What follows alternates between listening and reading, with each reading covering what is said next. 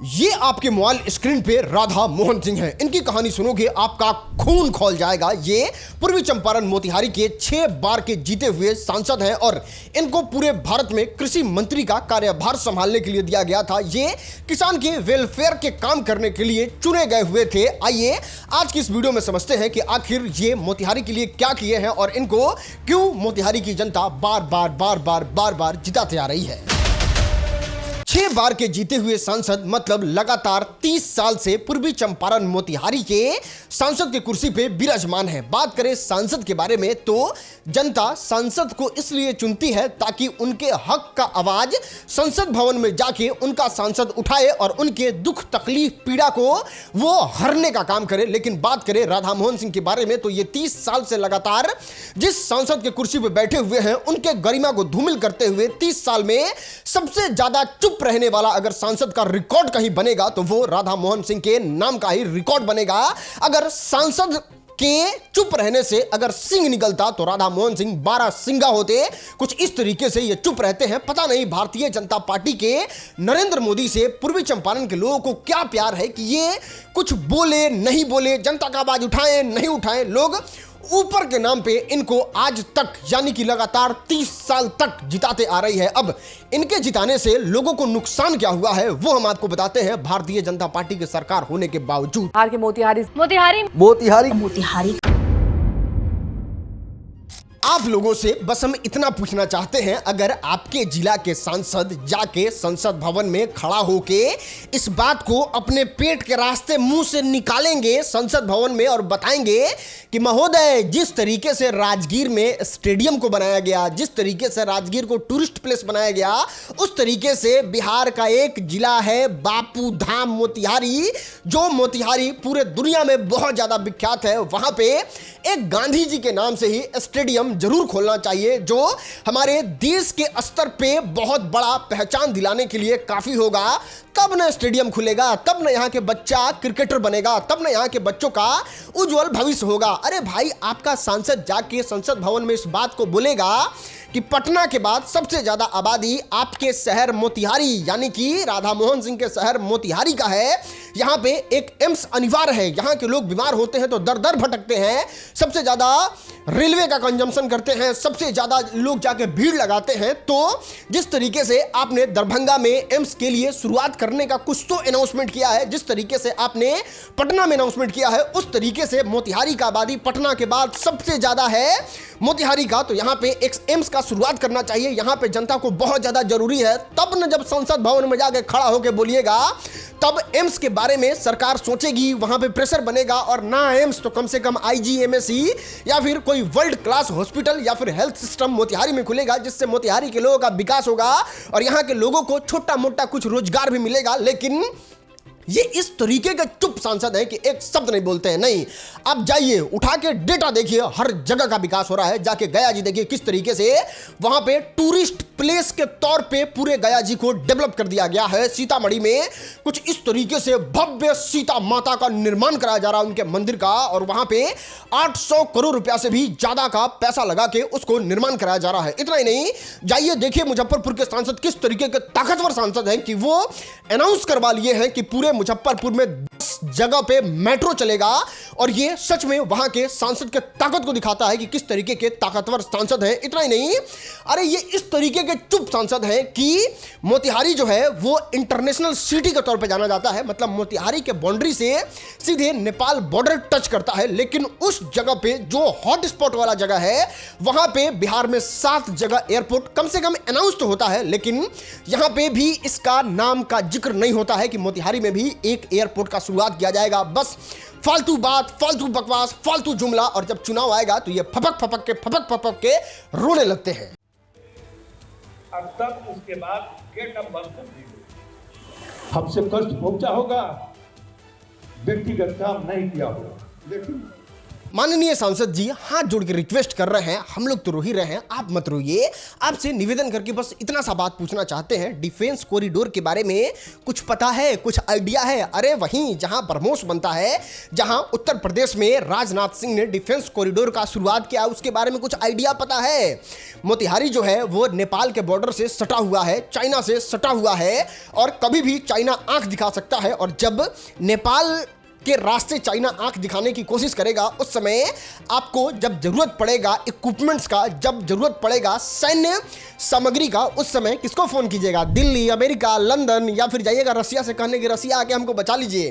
कि आप जब बॉर्डर सिटी में रहते हैं तो वहां पे आपको पुख्ता बंदोबस्त करवाना चाहिए अपने लोगों की सुरक्षा के लिए और यहाँ के रोजगार के लिए। कम से कम एक डिफेंस कॉरिडोर का तो अपने इस 30 साल में एक अनाउंसमेंट करवा दिए होते, ताकि हम लोग तो सुरक्षित रहे, यहाँ के लोगों को रोजगार मिले, रोज यहाँ पे नाम हो, लोगों का विकास हो, लेकिन और हम लोग सुरक्षित रहे, पूरा भारत मोतिहारी की वजह से सुरक्षित रहे। लेकिन आपने ये सब को छोड़ के पता नहीं किस दुनिया में लीन रहते हैं। आपको तो जनता कोई देखता भी नहीं है मोतिहारी में, कब आते हैं कब चले जाते हैं। सिर्फ इलेक्शन के टाइम में आप रोड शो करने आते हैं जनता का भीड़ लगा के। मेरे समझाने का मतलब बस आप लोगों को इतना है कि अगर संसद भवन में खड़ा होके आपके सांसद अगर इस तरीके से सरकार के सामने प्रस्ताव रखेंगे, स्पीकर साहब के सामने जाके इस तरीके से बात बोलेंगे, तब आपका जगह डेवलप होगा ना। इस चीज के लिए ना सांसद को चुना जाता है कि जाति के लिए चुना जाता है, पार्टी के लिए चुना जाता है, आकि अपना वर्चस्व दिखाने के लिए चुना जाता है कि फलाना जीत जाएगा तो हमारा वर्चस्व कम हो जाएगा, फलाना। कब तक इस राजनीति में रहोगे भाई?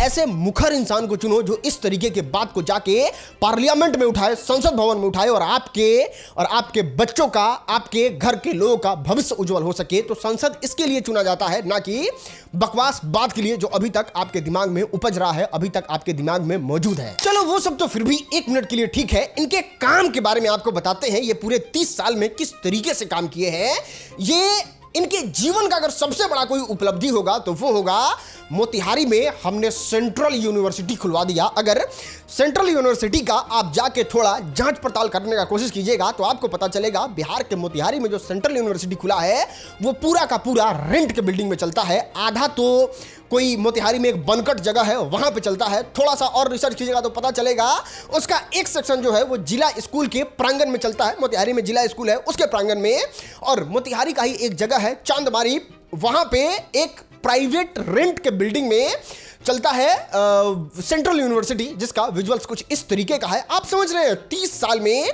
इंसान एक सेंट्रल यूनिवर्सिटी बनाया, वो यूनिवर्सिटी 3 भाग में फट के टूट के चल रहा है। एक बड़ा प्रॉपर अच्छा बिल्डिंग इन 30 सालों में इनसे नहीं बना हुआ है। आप सोचिए इसमें सेंट्रल यूनिवर्सिटी नाम है, कहां से बच्चे आते हैं पढ़ने? क्या बिल्डिंग नहीं होने की वजह से, क्या सही स्टूडियो, सही लैब, सही व्यवस्था नहीं होने की वजह से बच्चे पढ़ पाते होंगे, उनको सही नॉलेज मिल पाता होगा? ये सिर्फ किताब कॉपी पे घस घस के इसका हालत खराब हो जाता होगा। बाद में निकल के ये डब्बे निकलेंगे, किसी काम के बच्चे नहीं निकलेंगे अगर ये जाके प्रैक्टिकली उन सारी चीजों को नहीं करते हैं। प्रैक्टिकली कब करेंगे? जब बिल्डिंग होगा, जब उस बिल्डिंग में इक्विपमेंट्स होगा। कुछ इक्विपमेंट्स ही नहीं है, बस घिसे जा रहे हैं। पता नहीं अभी 100 साल या फिर 200 साल लगेगा सेंट्रल यूनिवर्सिटी के पूरे बिल्डिंग को तैयार होकर रेडी होने में, और ये इनकी उपलब्धि है ना।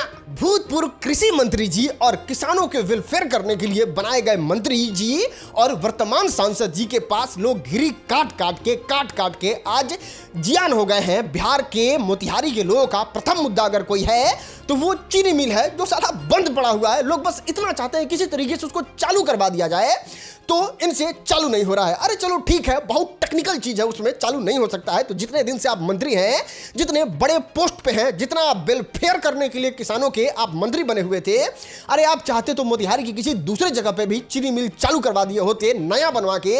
आप इस पोटेंशियल के और इतने बड़े मंत्री थे, आपको मोतिहारी की जनता ने इतना ओहदा पे पहुंचा दिया था, लेकिन आपने चीनी मिल के मुद्दा को एकदम घिरी काट काट के खत्म कर दिया। और अब तो आपका उम्र भी हो गया है, अब तो आपको भारतीय जनता पार्टी टिकट भी नहीं देगी। आपने अपने जीवन में एक चीनी मिल नहीं चालू करवा पाया, ये आपके जीवन के साथ एक डेंट लगा रहेगा। और प्रशांत किशोर जैसे नेता तो इस तरीके के भारतीय जनता पार्टी के नेता पे आरोप भी लगाते हैं कि चीनी मिल का सारा जमीन जो है वो भारतीय जनता पार्टी का नेता खरीद लिया, खा लिया। अब भारतीय जनता पार्टी का नेता कौन हो सकता है जो चीनी मिल का जमीन खा लिया, किन लिया? वो तो प्रशांत किशोर के वीडियो को देखने के बाद ही पता चलेगा। अरे भैया, मोतिहारी चीनी मिल का जमीन एक एक टुकड़ा बांट दिया गया, बेच दिया गया, और खरीदने वाले आधे से ज्यादा भाजपाई हैं। आपके कैमरे पर कह रहा हूं, फिर कहेगा कि मानहानि का दावा करेंगे। आधे से ज्यादा मोदी जी के पार्टी के लोगों ने उस मिल के जमीन को बेच लिया, हड़प लिया। उसके बाद मोदी जी वहां 4 बार गए, लेकिन गलती मोदी जी की नहीं है, गलती बिहारियों की है, मोतिहारी के लोगों की है, क्योंकि 14 के बाद 3 चुनाव हुआ और तीनों बार भाजपा को ही मोतिहारी में फिर जिता दिया। मोतिहारी के प्राइम लोकेशन पे ये सिर्फ रेलवे फाटक टपने के लिए ओवरब्रिज बनवा रहे हैं। अगर ओवरब्रिज का कंस्ट्रक्शन देख लीजिएगा, आपका दिमाग पागल हो जाएगा। आप जब ओवरब्रिज के कंस्ट्रक्शन वाले इलाके से जाइएगा तो आपको इतना गर्दा, धूड़ा, खराब रास्ता मिलेगा कि आपका दिमाग पागल हो जाएगा। आपके दिमाग में भी इस बात को सेट कर दिया होगा कि अरे कंस्ट्रक्शन हो रहा है तो इस तरीके से खराब व्यवस्था तो होगा ही, लेकिन ऐसा बिल्कुल भी नहीं है। इन लोगों को इतना अरबों खरबों का टेंडर मिलता है कि ये लोगों को व्यवस्था करना होता है कि अगर आप कंस्ट्रक्शन कर रहे हैं तो पूरी तरीके से प्रॉपर वो कंस्ट्रक्शन का जगह ढका होना चाहिए, धूल नहीं उड़ना चाहिए, वहां पे पानी का फव्वारा का व्यवस्था करना चाहिए ताकि लोग जो है वो मरे नहीं, उनके लंग्स फेफड़ा में धूल गर्दा नहीं जाए, जिससे उनका जान और प्राण बचा रहे। लेकिन ये इस तरीके से ओवरब्रिज का कंस्ट्रक्शन करवाते हैं कि ओवरब्रिज बनने से अगर सबसे ज्यादा कोई फ्रस्ट्रेट और पागल हो जाता है इंसान तो वो मोतिहारी की जनता है। कुछ इस तरीके से अनियमितता के साथ चारों तरफ एकदम शहर को तहस नहस करके रख दिए हैं ये लोग। दोस्त, आप समझ रहे हैं, कृषि मंत्री द राधा मोहन सिंह सांसद 6 बार के जो 30 साल से सांसद के साथ साथ कृषि मंत्री थे, अगर ये कृषि मंत्री रहने के साथ अगर पूर्वी चंपारण, मोतिहारी तो छोड़ो, कम से कम बिहार का भी डेवलपमेंट के बारे में सोचे रहते तो ये कम से कम एक मेगा फूड पार्क बिहार में ही कहीं अगर बनवा दिए होते तो पूरा बिहार का काया पलट हो जाता। पूरा बिहार के किसान का आय जो है वो 1-1.5 लाख रुपया आराम से हो जाता। लेकिन इन्होंने इस काम को नहीं किया। ये अपने कृषि मंत्री रहते हुए दूसरे स्टेट में मेगा फूड पार्क देने का काम किया। इतना ही नहीं, एक छोटा सा फूड प्रोसेसिंग वाला काम अगर करने का रिस्पॉन्सिबिलिटी इनको दिया गया होता मोतिहारी में और ये सफलतापूर्वक कर दिए रहते तो आज मोतिहारी का दशा और दिशा कुछ अलग तरीके से होता। इतना ही नहीं, अगर कम से कम एक एमएसपी का ही शुरुआत कर दिए होते तो यहाँ के किसानों को इतना ज़्यादा फायदा होता, इतना ज़्यादा अच्छा होता कि उनकी फसल, सब्जी और जितना भी अनाज होता है वो बर्बाद नहीं होता और सस्ते दाम पे नहीं बिक रहा होता। लेकिन कृषि मंत्री रहते हुए भी उन्होंने एक छोटा सा काम नहीं किया जो इनको याद रखे कि हाँ, राधा मोहन सिंह मोतिहारी में बहुत बेहतर तरीके से काम किए हैं। देखो, इस बात को नकारा नहीं जा सकता है, इंडिया लेवल पे जो डेवलपमेंट होता है उससे बहुत ज़्यादा कम बिहार में होता है। लेकिन अगर बात करें बिहार के पावरफुल सांसद के बारे में तो वो लोग किसी तरीके से खींच के काम करवाने का प्रयास करते हैं और काम हो भी रहा है। जैसे पटना को ही देख लीजिए, किस तरीके से वो डेवलप हो रहा है, तो वो किसके वजह से हो रहा है? वहां के लोकल नेता की वजह से ही हो रहा है। दरभंगा को ही देख लीजिए, अगर वहां पे एम्स एयरपोर्ट है तो वो किसके वजह से है? सांसद की वजह से। चाहे गया को टूरिस्ट प्लेस ले लीजिए या फिर सीतामढ़ी में इतना बड़ा मंदिर देख लीजिए, अगर कोई भी जगह पे काम हो रहा है तो वहां के पावरफुल सांसद की वजह से हो रहा है। लेकिन बिहार के पूर्वी चंपारण, मोतिहारी के जब राधा मोहन सिंह जैसे सांसद को देखते हैं तब हमको ऐसा रियलाइज होता है कि देखो, ये अगर जाते होंगे ना प्रधानमंत्री जी से मिलने या फिर ऐसे संसद भवन में खड़े उड़े होने तो ये ऐसा कहते होंगे कि देखिए मोदी जी, आपको मोतिहारी को लेके चिंता करने की जरूरत नहीं है, आप एक काम कीजिए, डेवलप आप कीजिए वैसा जगह पे जहां आपको लग रहा हो कि सीट फंसने वाला है, नहीं तो फिर दिक्कत हो जाएगा आपको। आप मोतिहारी को हमारे भरोसे छोड़ दीजिए, मोतिहारी तो हम आप कुछ नहीं करवाइएगा, तब यहाँ की जनता को बेवकूफ़ बना के हम वोट लेके आएंगे, हम सीट निकाल के आएंगे। आप मोतिहारी का चिंता मत कीजिए, यहाँ कोई डेवलपमेंट करने का जरूरत नहीं है, आप वहाँ डेवलपमेंट कीजिए जहाँ पे इसका जरूरत है। और यही कारण है जिसकी वजह से आप ऊपर देख के वोट देते हैं और ऊपर नीचे वाला देख के वोट देता है कि चलो नीचे वाला तो निकालिए ले रहा है, यहाँ से कुछ विरोध भी नहीं हो रहा है, यहाँ से कोई लोग बात भी नहीं कर रहा है, तो छोड़ो, घंटा जरूरत है विकास करने का, तो यहाँ पे विकास नहीं होता है। और इससे नस्ल खराब हो गया है मोतिहारी के लोगों का, नस्ल, लिटरली नस्ल। आपके बेटे को पढ़ने जाना होगा ना तो वो मोतिहारी में नहीं पढ़ सकता है, मिनिमम पटना, नहीं तो दूसरे स्टेट तो जाना ही पड़ेगा। अगर आपको अच्छा कमाना है तो मोतिहारी में तो आप अच्छा कमा ही नहीं सकते। आप दुकान खोलने को अच्छा कमाई मत कहिएगा, मतलब अच्छा कमाने के लिए आपको मोतिहारी से बाहर जाना ही पड़ेगा। और मतलब आप समझ रहे हैं, आपका जनरेशन तो इस 30 साल में खराब हो ही गया, आप तो निकम्मे हो ही गए, आपका आने वाला औलाद भी अगर मान लिए बाहर जाके पढ़ लेता है, बाहर जाके कुछ कर लेता है तो आपके आंख के सामने नहीं रहेगा, बूढ़े हो के बीमारी से घर में मर जाइएगा। आपका बेटा बाहर कहीं नौकरी कर रहा होगा और उसको आने में कम से कम 2 दिन 3 दिन का समय लगेगा, क्योंकि आपके मोतिहारी में, आपके जिस जगह पे आपने जो सरकार को चुना है, जो व्यवस्था बनाया है, वो सुधरने वाला नहीं है और इसका भुक्तभोगी आप होइएगा और आप ही होइएगा। पता है, इनके बारे में लोग कहते हैं भीष्म पितामह है ये। ना इनके बारे में कोई पक्ष एक शब्द बोल सकता है, ना विपक्ष एक शब्द बोल सकता है, ना किसी मीडिया वाले की हिम्मत होती है इनके खिलाफ एक शब्द बोलने का, और ना इनके खिलाफ कोई नेगेटिव नैरेटिव चला सकता है। ये इतना ज्यादा पावर होल्ड करके रखते हैं और यही कारण है जिसकी वजह से इनके काम को कोई उजागर करके बाहर लेके नहीं आता है। हमने जो आपको बताया वो तो दिख रहा है। 30 साल में इन्होंने किस तरीके से जाके संसद भवन में बात किया है। किसी मोतिहारी के लोग, हमें ज्यादातर ऐसा लगता है कि ये वीडियो मोतिहारी के लोग ही देख रहे होंगे। आप बताइए, आपको याद है आपने कभी संसद भवन का वीडियो देखा हो और उसमें राधा मोहन सिंह किसी तरीके से गरज के आपके मोतिहारी के लिए कोई बात कर रहे हो? नहीं कर रहे होते हैं और वो चीज दिख रहा है, उसके बारे में तो हम बात कर रहे हैं। लेकिन एक भी इस तरीके के सांसद के खिलाफ एक्सक्लूसिव, जो कहते हैं ना चीड़ फाड़ के दिखा देने वाला, वो कोई हिम्मत नहीं करता है। लेकिन कहते हैं ना, अति होता है तो फिर इंसान से बर्दाश्त नहीं होता है और हमने इस वीडियो को बनाने का कोशिश किया है। आपसे निवेदन है, इस वीडियो को शेयर कीजिए। आप भी हिम्मत दिखाइए, आप डरिए मत। स्टेटस में लगाइए, अपने फेसबुक पे शेयर कीजिए, अपने सोशल मीडिया पे शेयर कीजिए, ताकि पता चले और लोगों को पता चले कि आखिर हम सांसद किस लिए चुनते हैं, सांसद क्यों बनाते हैं और कितना जरूरी है एक जगह के विकास के लिए सांसद का बनाना। उम्मीद है वीडियो पसंद आया होगा। वीडियो देखने के लिए आपका बहुत बहुत शुक्रिया।